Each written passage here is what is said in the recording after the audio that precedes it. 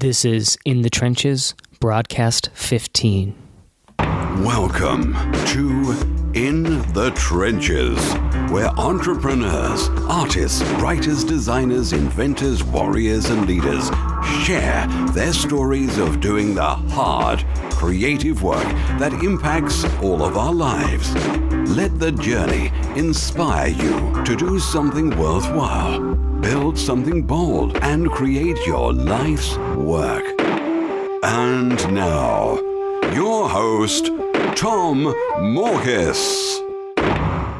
Welcome back, everyone, to another broadcast of In the Trenches. Today's guest is one of the brilliant people behind Gumroad, a fast-growing startup in the digital commerce space and a platform I use for all of my products. Ryan is the head of growth and business development at Gumroad.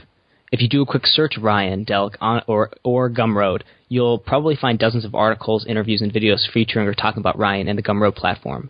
And there's a good reason for this. Ryan himself is really the definition of hustle.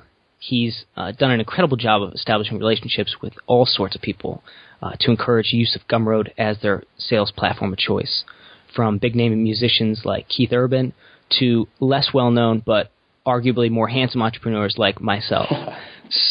So, Ryan, thank you so much for being here with us today. Absolutely. Thanks for having me, Tom.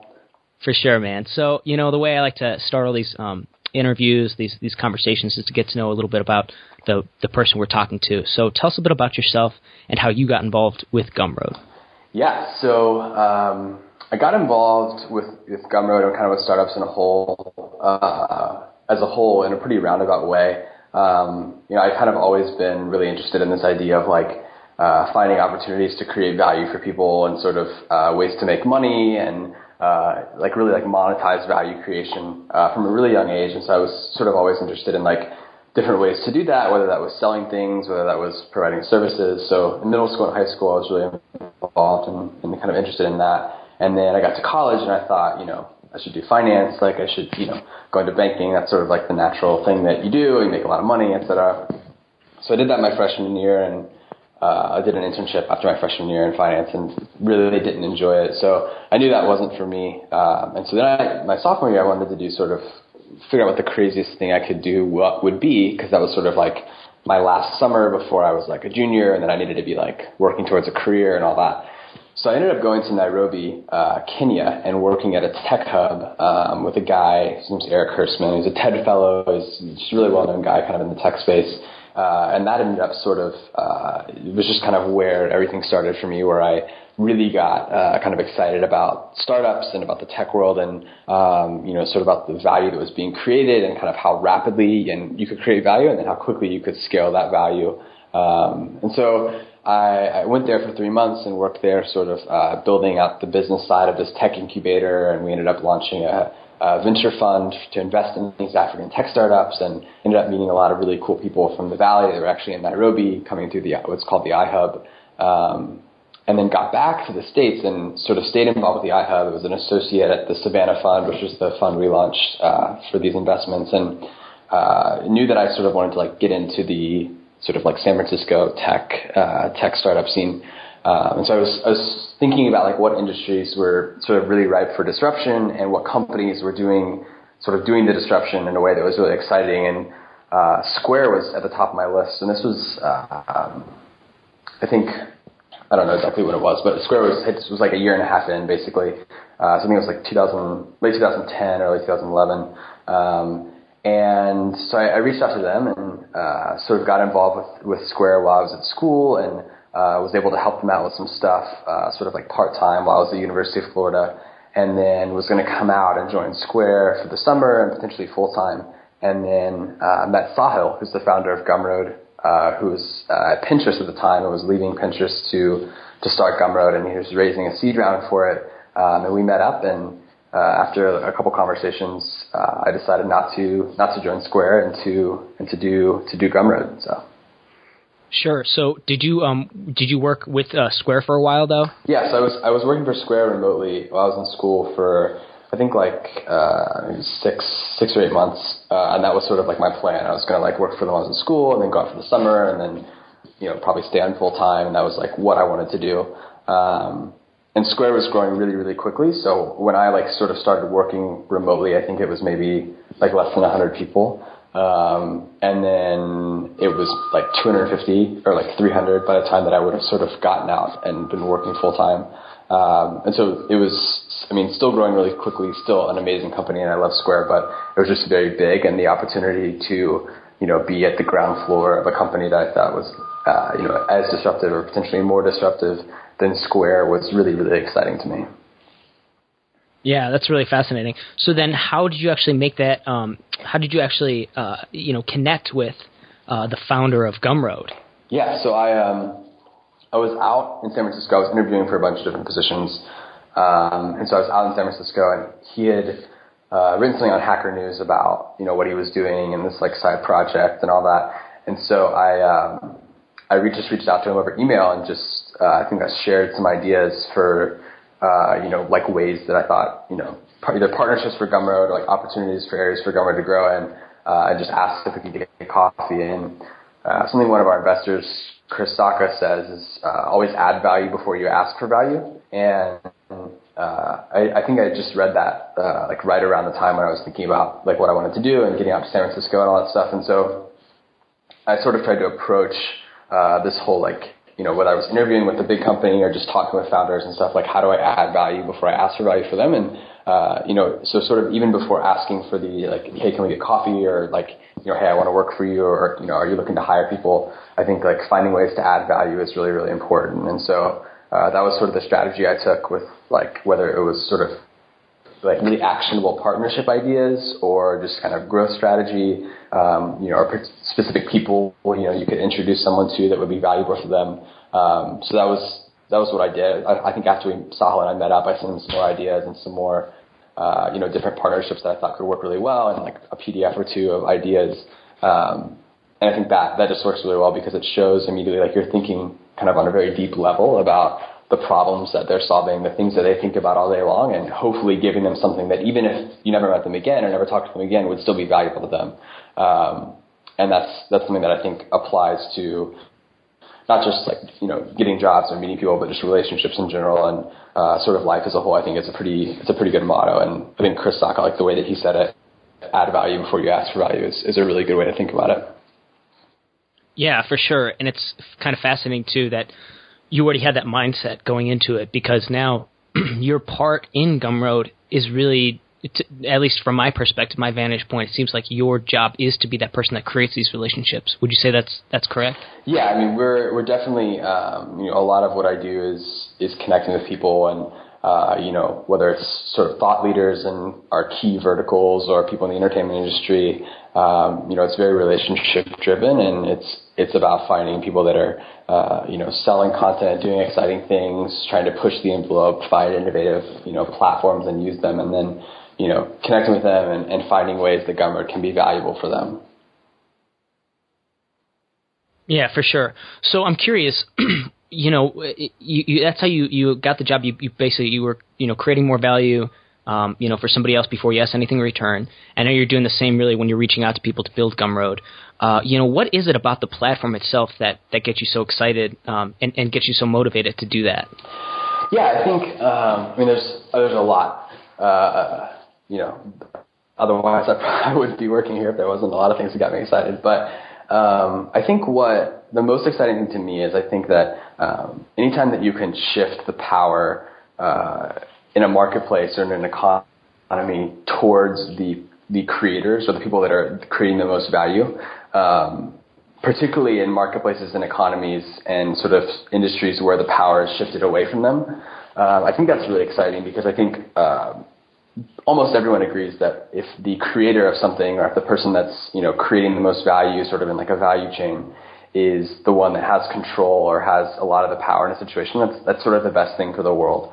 And so what excites me is, the potential for a world where, anyone who is creating content, anyone who loves to create things, whether that's writing books, whether that's creating films, whether that's recording albums, whether that's, designing icons and fonts, anyone who has these sort of creative endeavors that they're really excited about can just focus on those and be able to sell those directly to their audience, to their sort of, following, and make a sustainable living doing that.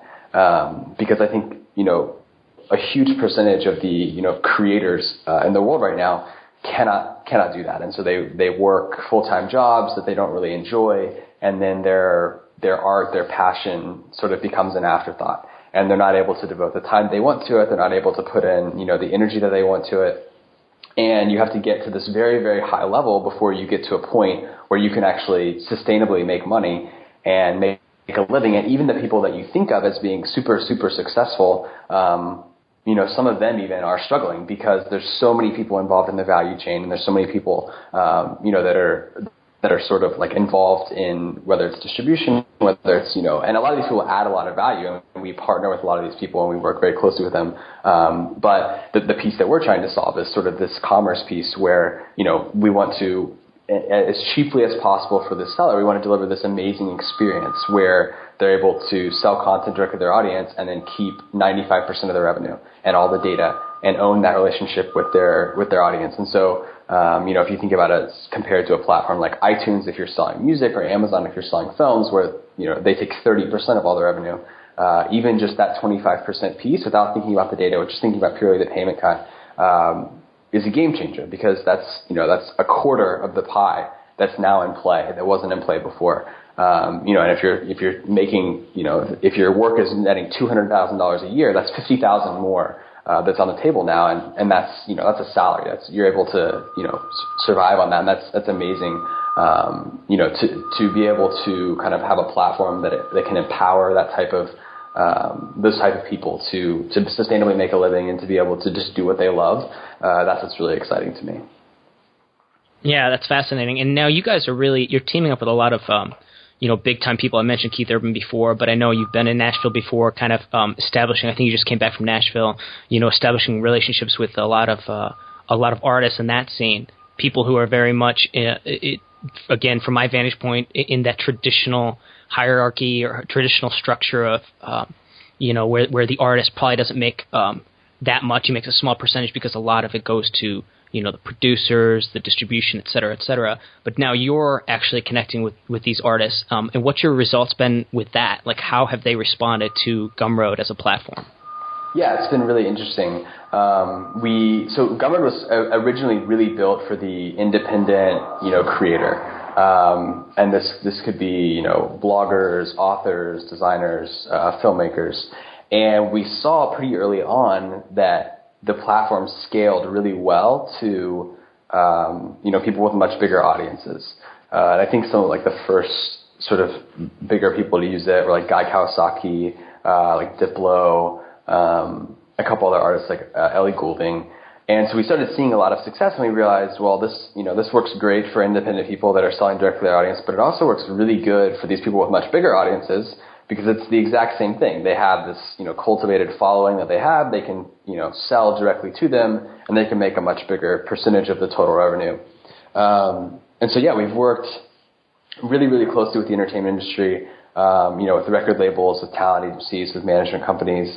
And it's been really exciting because, these artists and filmmakers and comedians that, are able to make a relatively simple change. They just are able to sort of add this new payment platform onto their website that's very simple to implement, and their conversion rates go way up because the purchase flow is super simple. It's right on their site. It's mobile optimized, so there's no complicated checkout. It works on Android, it works on iPhone, it works everywhere. And they keep 95% of the revenue of every sale. And so, like running pre-order campaigns for albums are really, really popular. Doing bundles with merch and stuff is very popular. And we're seeing a lot of success. We had, you mentioned Keith Urban. He, ran all of his pre-orders and all of his album stuff through Gumroad, and his album was number one, worldwide in the opening week. It was announced yesterday. So that was really exciting. That's our second number one album. So Bon Jovi, about 8 months ago, launched his album through Gumroad, which hit number one as well. And so we're seeing a lot of success. We've worked with tons of artists like Eminem, Coldplay, Bon Jovi, Lil Wayne, Keith Urban, Sarah Bareilles, and this is sort of like artists across every genre, selling everything from concert films to albums to merch to exclusive video content. And the flexibility of the platform allows them to sell kind of whatever they want and do it to any level they want. Sometimes it's this huge campaign around an album, and sometimes it's just, hey, here's a limited edition T-shirt Something Eminem does really well, where he sells like limited edition T-shirts. There's 1,000. We're only going to make 1,000 of these. And he tells that to his fans, like, there's 1,000 of these T-shirts. We're only making 1,000. If you want one, buy it here. And he just tweets and Facebooks the link, and they sell out in 24 hours.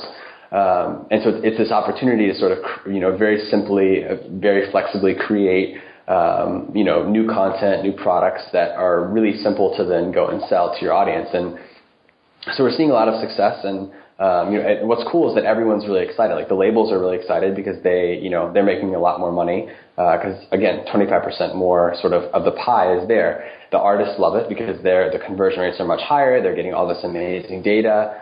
And they're making more money, and then the managers love it because they're sort of just all about what's best for the artist, and we have great relationships with agencies as well, and so it's just cool to see, sort of every piece of the chain, like in terms of whether it's music or whether it's film or whether it's for comedians, like seeing everyone involved really excited about it has been a really cool thing, and we definitely view that the sort of the larger artists and filmmakers and stuff is a very big piece of the puzzle for us, just because we want to be the best payment platform for everyone, whether you have an audience of 10 people or 10 million. We want to be the best payment platform. Yeah, for sure. And Gumroad is interesting to me too, because you mentioned that 25% is now on the table. It's true, and the 25% is like you mentioned, a game-changing figure. And I'm interested, what's that been like now that it's growing so, it seems to have been growing so quickly, and it still is growing very quickly and getting more and more exposure, and more people are using Gumroad as a platform, and specifically kind of like in ebooks. Let's take that as an example. Something that Amazon dominated the last, 10 years or so, digital ebooks. Now it seems like it almost seems like to me, I see a lot of people using Gumroad to sell their stuff, sell their digital books. Have you guys recognized that with your company with Gumroad, that you guys are kind of disrupting the more modern archetype or the more modern standard, which is Amazon? You're disrupting things like that in iTunes? Yeah, I think what's interesting is that, if you make the decision to be a marketplace and a very consumer-facing brand, which is what Amazon and Apple have done, there's certain decisions you have to make, or that, maybe you don't have to, but sort of make the most sense. And those are things like owning, all the data. So for example, Amazon, if you sell an ebook on Amazon, you have no idea who your buyers are. You don't have their email addresses. You have very, very little data on them. With iTunes, if you're sort of a normal musician, like your sales data is delayed by hours or days or sometimes weeks. So there's no sort of real-time feed. You have no idea who's buying your music. And sometimes you don't even know how your music sold last week because you haven't received the report yet. And so I think, the decision we made not to be a marketplace, not to be this brand that we wanted to be, consumer facing, where we wanted to sort of be in the background and let it just feel like, and really it is a transaction just between whoever's creating the content and then the audience. That allows you to make decisions that you couldn't make if you wanted to be a consumer facing brand. And so, part of that is the revenue structure, where we take 5% and 25 cents versus 25 or 30%. And then the data piece is huge as well. We give all the data to the creator. We don't go and market, send out emails to all your buyers. We don't, try to urge them to come and create Gumroad accounts and all this stuff. We don't require them to create a Gumroad account to purchase. And so there's this, it's interesting because basically you're in a position where we can sort of make every decision on behalf of what's best for the creators, because that's all we care about is how can we help people make more money online, because we don't have any incentive to sign people up. We don't have any incentive just to get more buyers. We don't have any incentive to grow any number besides helping people make more money. And so we can sort of make every decision on behalf of our users and our sellers, which is a great place to be from a product perspective, but it also allows you to do things that I think Amazon and Apple either will never do or won't do until their hand is really, really forced. And so for ebooks specifically, if you think about, you can sell on Amazon and, you can have your ebook there in the Kindle marketplace, and for, a very small amount of authors, that will provide a meaningful amount of distribution. You may get twice as many, 3 times, 4 times as many sales because, the book goes viral and you hit the number 1 on, your category of ebooks or whatever. It shows up in search results that you weren't expecting it to, et cetera. But for most authors, like the only sales you're getting, or the majority of the sales you're getting from Amazon, are the ones that you're driving there from your audience. And so it's not providing a ton of distribution power. They're keeping 30% of the revenue, and you're sort of flying blind because you don't know anything about your audience. You don't know who is, buying it. You don't know who's interacting with it.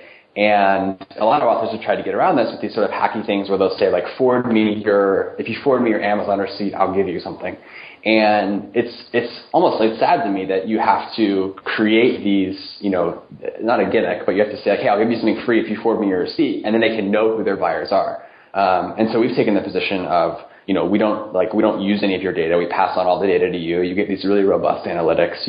You can talk to your buyers. You can send them a thank you note immediately after they purchase. You can send them a thank you note and say, hey, thanks for buying. If there's ever anything you need, let me know.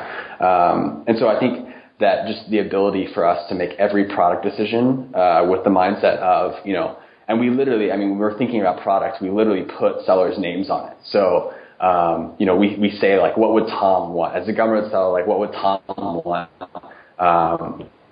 us to do here? How would he want this feature to look? We always pick these independent sellers. We pick guys like Nathan Barry and Brendan Dunn, all these people that use Gumroad, where we say, what would they want here? Like, how would they want this feature to look? Because we have, we don't need to sort of build a consumer-facing brand. We're not trying to build a marketplace. We don't have to think about those things. We can just make every decision sort of with the best interest of our sellers in mind. And I think that's what does give us a competitive advantage and is going to continue to because we don't have this sort of other value proposition on the table. And I think that specifically with ebooks and Amazon is what sets us apart. Yeah, I'd say actually thinking about that in terms of my experience with it, some things that stuck out to me is, you mentioned that, you guys don't hoard any of the data. You don't keep it from the creator. You also you essentially have created a conduit between the creator and his or her audience, which is hugely powerful. And so like that combined with the analytics to look at, who's buying, how much they're buying, et cetera, and then to be able to reach out to them personally and send a message like a thank you. I found that immensely powerful for my own small little platform to be able to connect with my readers on a more personal level, even beyond the blog or whatever I create, but to connect with them on the basis of the product that they're buying from me, which I think is really powerful and just a really disruptive feature because now I see it as, whereas Amazon and iTunes have created those marketplaces where they want to essentially own the, that whole system. Now I don't need them if I have built up an audience on my own. I could talk directly to the audience. I think that's really powerful. Right. And what's cool is that you can kind of carry that audience between your projects. And so, you may do a, small ebook guide that you want to do as a pay what you want product. And a ton of people buy that, and a ton of people will get it for free, a ton of people donate. And then you have a new product coming out. And there's a very high probability that if people really enjoyed the first thing that they got from you, they're going to like the second, especially if it's in a similar, sort of subject matter or similar themes. And we think it's very, very important for you to be able to really easily carry that audience to your next project. And so we make it easy on the buyer side to subscribe to you so they can click a button that says follow, and then they get emails every time you put out a new product. But you also have this direct relationship with them. So if you want to, you can shoot them a note and say, hey, Ryan, thanks so much for buying my, ebook on my, hanging out with Seth Godin. I really appreciate it. By the way, here's this new thing I launched. I think you might like it. Click here if you want to check it out. And I think that's super, super powerful because every time you release a new product, you're building your audience more. And in addition to the revenue you're generating from that, you're augmenting your audience. And sometimes we've seen, those new audience members that you get from releasing a new product to be as valuable or more valuable, particularly when you're thinking about lifetime value, as the actual money you make on that project. Because if you get 1,000 new people, in your audience that you can now connect with, and you're going to release 10 products and the average price point is going to be 15, and you're going to, convert them to X% of those. Each new audience member becomes very valuable to you, particularly if you're doing it, like you said, in a very personable way, and you're sort of creating this personal relationship where they feel like they can shoot you a note and give you feedback, and you can shoot them a note and say hi and all that stuff. Yeah, it's really interesting because when I first released on it with the 2 Days with Seth Godin product that I created, I tried to reach out to every person that downloaded it and thank them for it. It's been difficult, though, because just the increase in exposure of it. The platform is so easy to use, and because I use Pay What You Want, which is actually what I want to talk about next. But because I use that kind of structure, I get a ton of people downloading it because it takes away that barrier, right? It eliminates one of the biggest barriers to entry by using Pay What You Want, and then also just the very intuitive minimalist design you guys have, and the fact that it's just really easy to use from a consumer basis too. Like if I want to buy a product in Gumroad, I'm happy to because it's just so easy. But that also, it's interesting because I'm getting ready to release an e-course on Pay What You Want just as a business structure. Like, can businesses survive on Pay What You Want? So I'm doing all this hard analysis, and it's funny because it was spurred by my own use of Pay What You Want, and then writing a couple articles on it, and then having a ton of people ask me questions about it. So I'm like, well, there's a lot of big question marks out there. Is this something that's sustainable, et cetera, et cetera? Well, now I'm going to use Gumroad to release this Pay What You Want product on how to build a Pay What You Want business, which is not ironic. That's awesome. And and the cool part is I'm going to be able to reach out to every single one of these customers that's already bought something from me using the Pay What You Want structure, whether they paid $0 or whether they paid $100. And I'm going to reach out to them and say, hey, I built this. You guys are familiar with it. See if if you're interested, check it out. And so I'm really excited to test that out, which is something I haven't done yet with Gumroad, to essentially kind of share a new product that I've created. So I'm really excited to test that out. I think it's really it could be really powerful. Yeah, that's awesome. So as far as Pay What You Want is concerned, actually, and that's I use that for all my products, and that's actually was one of the deciding factors for me to use Gumroad. One was the simplicity involved. I mean, that would have been a no-brainer. Even if you guys didn't have a Pay What You Want feature, I still would have used it. But I'm really blown away that you guys included that. And what are your thoughts coming from the person behind one of the people behind Gumroad creating this platform, adding Pay What You Want as a feature? Like, what was the idea behind it? What spurred that? And what have been the results from that, like from the Pay What You Want feature? Have you gotten any feedback from artists? Yeah. So there's actually a lot of interesting stuff around Pay What You Want. And I'm really excited about, I didn't know you were doing this course, so I'm really excited about it. I will buy it first, but I'm really excited about, because I think there's actually, the interesting thing about Pay What You Want is I think people fundamentally underestimate how engaged and excited the top 1 to 3% of their audience is about things that they do. And people, when you think about celebrities, you automatically think about this. Like, you think about, a celebrity like Justin Bieber, Katy Perry, Lady Gaga, you think about these top 3% of fans that are just insane about them. But I think every person, legitimately every person with any sort of audience has that. And maybe you have an audience of 20 people and 2 of those people are just crazy about you and they love everything you do and they read every post, and maybe you don't even know this.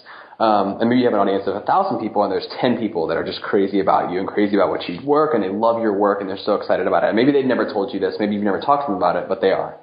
And I think what happens when you release fixed price products is you're sort of capping how sort of valuable they can tell you, how valuable they can say that is to them. Because you're saying, I'm selling this for $100 or $10 or $1 or whatever, and that's the price for this. And I guess they could buy it again if they wanted, and they can share it with their friends, which a lot of them do, and say, hey, you guys should go buy this. But for some people, that price point is going to significantly undervalue the product in their eyes. And so what we've seen is that, someone releases a Pay What You Want product, and the average price paid, particularly if they start with a fixed price. So there's been a couple people that have started with, fixed price products, and maybe they'll start with $3, or a $5 fixed product. And they'll do a few weeks of fixed products, and they'll say, wait a second, what if we tried Pay What You Want? And so it's the exact same product, the exact same audience, and the average price paid will increase pretty dramatically. There's a couple products where they started at $3, and then when they went to Pay What You Want, I think they started at $3 and they went to $1+, Pay What You Want, anything over $1, and the average price paid jumped to almost $5. So what are those, 60%, 70%, I think 60% increase in the average price paid, which is also, by the way, equal to total revenue. And so the 60% increase in price paid and revenue per purchase just by going to Pay What You Want, because there's these outliers that really heavily skew the metric where, someone comes across a $3 ebook, but they've been reading your blog for a year and a half. They've loved every single post. It's helped them in their business. It's helped them in their life. they've gotten so much value from you that they've never had the opportunity to, they could send you an email and say thank you, but that only goes so far. And now they're saying, okay, wait a second, this is my opportunity to sort of thank them for all this value. I want to pay them $50 for this, $3 ebook. I want to pay them $100 for this $3 ebook. And I think people underestimate that. And sometimes it's these super fans, and sometimes it's just people who are really excited about that particular product. And they're just saying, this is exactly what I was looking for. This is so valuable to me. I know this is going to help me in my business. I know this is going to move the needle for me on, my outreach, on my pricing structure, on whatever. And it's worth it to them. And they want to pay, more than sort of whatever the normal price you would pay for that is. And so we've seen in a lot of cases where, the average price paid goes up significantly after switching to pay what you want, because you're allowing people to sort of value the product for themselves. And then the other side of it that you sort of mentioned is that you also have people who maybe wouldn't have purchased it for $10, but will purchase it for $3. And so, you would have made $0 on them, and you would have not been able to add them into, a member of your audience if you priced it at 10, but because it's, a 3+ or a 1+ or even a 0+ product, they're willing to buy it, or they're willing to, pay $0 and get it. But you just acquired a new member of your audience and someone new that you can engage with. I think those things are all really, really important, and I definitely think there's still places for fixed price, content, particularly at when you start talking about really valuable things like super in-depth courses with lots of video content that cost a lot of money to produce. But I think that, no matter who you are, there's a great opportunity to leverage pay what you want pricing. And then I think if you're really innovative and you're really excited about it, which, sort of what you're talking about, there's opportunities to use it for everything or almost everything. And I think it'll be something that you see more mainstream, whether it's consumer brands, whether it's celebrities, more mainstream people experimenting with. Radiohead is sort of the only one that's done it, and it was, semi-successful. The execution wasn't amazing. It was pretty, I think they would say it was successful, which I think it was. But I think we'll see more and more people experimenting with it, particularly on platforms where you can, the data is very valuable, and, you can engage with these people. Even if they don't pay anything, there's still a lot of value there. Right, exactly. And of course, based on the research that I've done and what I'm learning is one of the key points there is that they've established a relationship with their customers. And so if the relationship has been established, it's very, I think that's when pay what you want can be, it really is probably the only case it can be successful, but primarily be successful if you've really established that relationship and they know the person, or they understand the person or people behind what, who's creating the product.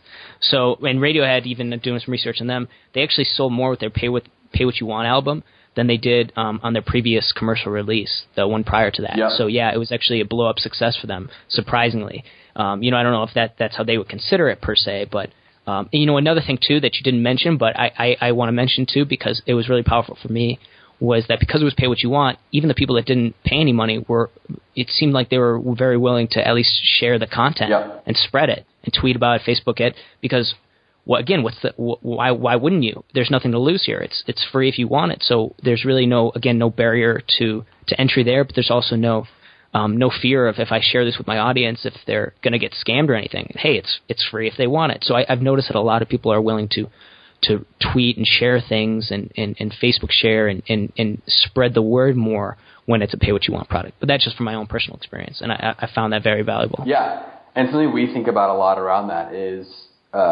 someone who will download it for free or pay a very small amount, and then, a week later, 3 weeks later, a month later, they have time to read or engage with the content, and they think, well, this is actually really valuable. This is way more valuable than I thought. We have a feature called Give More that allows them to go to their original email receipt, and there's a link right there they can click, and it takes them to the original product page where they can just, with their information already filled in, or they can just they can give any additional amount on top of it, and they can do that as many times as they want. So even someone who downloads something for free, if a month later they think, wait, this is really valuable, I wasn't expecting this, they can then go and support that monetarily. And I don't know if you've seen that at all in your data, but we've seen that drive a lot of additional revenue for sellers, especially for people who maybe it's their first product or one of their first products, or they get a bunch of press around a product and it's new members of their audience that don't know them, that don't trust them yet, and they download the product for $1 for even free, and then a month later they come back and they donate $15, $20, $30 because they say, hey, this is really valuable. Yeah, actually, even in my own case, I've seen that probably a dozen times, probably more. Awesome. And one case in particular, it was a guy who downloaded all the stuff that I have, and I think it was all for free. And then he kind of he asked me some questions, and I engaged with him a little bit, and kind of gave him some pointers and tips on how to use it and implement it. And then like a few weeks later, I got $50. He was like, "You paid $50." Yeah, right. But that's the power of that. Like it's just incredible, and that seems like small chump change, but the reality is, if you can do that with every person, and the bigger your audience is, the more opportunity you have to do that. That's, again, a game-changing figure right there. Yeah. And you just couldn't have done that with any other platform. That's awesome. That's a great story. Yeah, very. So, yeah, I'm kind of curious. You guys have been doing an incredible job creating a great platform. I love it and continue to plug it as often as I can. What are you guys rolling out that you're excited about, if you're at liberty to talk about it? Or what do you guys, just if you can't say specific features that you're rolling out, what are you excited about in terms of the future of Gumroad? Yeah. So broadly, the thing that I mentioned earlier about how we just think about like what are things that we can work on, what can we devote our product resources to that are going to help make people more money, and that kind of like falls into two categories: either one, making existing sellers more money, or making Gumroad a better platform that works for more types of sellers. So there's a lot of content-specific features that we've been working on, some of which are released, like streaming for video, so you can do like on-demand streaming on any device, desktop, PC, iPad, iPhone, Android, everything. And it's still the 5% plus 25 cents fee structure, so you don't have to pay streaming fees, hosting fees, all that stuff, which is pretty revolutionary. There's no other platform that allows you just to do streaming and not have to pay additional bandwidth fees. So that's an example for film content, a new feature we built specifically for film to make Gumroad a better platform for filmmakers. And then for authors, PDF stamping is another good example. So a lot of people want some sort of like DRM or pseudo DRM solution that can kind of keep people from anyone who thought maybe I'll just share this with a bunch of people, something that will at least make them think, hey, maybe that's not a great idea. And we're not really huge fans of formal DRM and locking people into just, hey, use this on this one device or buy it again. But this PDF stamping has worked really well, where we just stamp, the buyer's name and their email address and the date they bought it onto the first page of the PDF. And it's, a well-designed stamp. It looks nice. It's not obtrusive. And so things like that, I think, are things we think a lot about as like very content vertical specific features. And then broadly just thinking about how do we make the platform better as a whole. And so some of the things we're working on is like better developer integration. So for third-party platforms that want to integrate Gumroad, whether it's like an analytics platform that wants to let you bring in all your Gumroad data, for accounting or for fulfillment or whatever. Or we have a new API that's coming out that's got OAuth and all these sort of really robust features, so that if you want to build integrations on top of Gumroad, every Gumroad purchase automatically syncs with your email provider and sends them a thank you note, and an offer to, whatever, jump on a call if you want to talk to them, whatever. I mean, you can sort of set up any sort of third-party relationship you want. So that's a great example of something we've been spending a lot of time on recently, and will hopefully be out in the next couple of weeks. And then I think, there's a lot of things that we can do. We've basically kept the basic framework of Gumroad from the beginning, like this idea that you upload a file and then you sell that file. And now Gumroad is a lot bigger than that. It's still that basic premise, but we have, subscriptions and on-demand streaming and PDFs and all these different features. And so, thinking a lot about how do we sort of maintain that original vision, that original integrity with this really robust feature set, but keep the seller experience as simple as possible. And, when originally Gumroad, like February 2012, was literally like Dropbox with a paywall. I mean, you dragged a file, you uploaded it, you put a title on it, a description, uploaded a preview, and that was like the platform. There was no like customer management, there was no analytics, there was no nothing. And in many ways, that was like what people loved about it, because it was so simple, it was so easy. And I think we've kind of continually added a lot of features. And so now thinking about like, how do we streamline, even though we have all these features and all these new things that sellers can do, how do we streamline all of that into a really elegant solution? And I think it's great right now, but we're kind of constantly trying to push ourselves for how to make it better, and just how to simplify things from a seller perspective. Yeah, I think that's awesome. And I like the fact that it sounds like you guys continue to keep at the heart of it, minimalism and simplicity, really at the heart of the product, which I appreciate, obviously, as not only a producer of content using the platform, but a consumer. I just like how simple it is and how intuitive. And I think as you guys expand and grow that way, it's just a remarkable in terms of a company not losing touch with its original, superpower, essentially, its original goal when it started. And so it sounds like you guys aren't losing sight of that, and I'm excited to see what you guys continue to add. But yeah, man, I really love the platform. I could probably talk to you for hours about it. But I'm going to wrap up here, and I just want to know, or let the audience know where they can reach you if they're interested in getting in contact with you personally, and then also if they want to use Gumroad as a platform. Yeah. So my emails are the letter R at gumroad.com, Gumroad.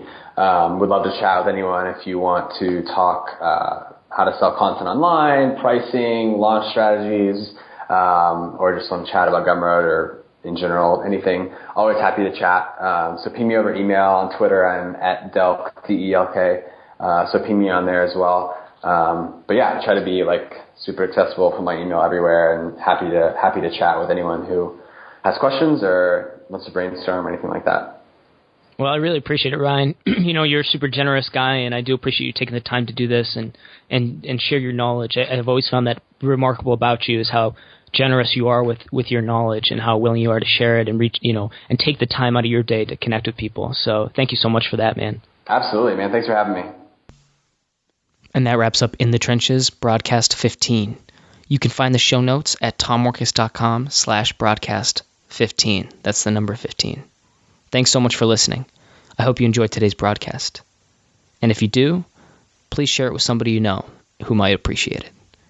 Thank you in advance for your support. As always, this is Tom Morkes. And if you're listening to this, you are the resistance. Thank you for listening to In the Trenches. Your creative work doesn't stop here. Join the resistance, the small but growing army of entrepreneurs and artists putting a dent in the world at www.tommorkes.com. Never fight alone. Join the resistance.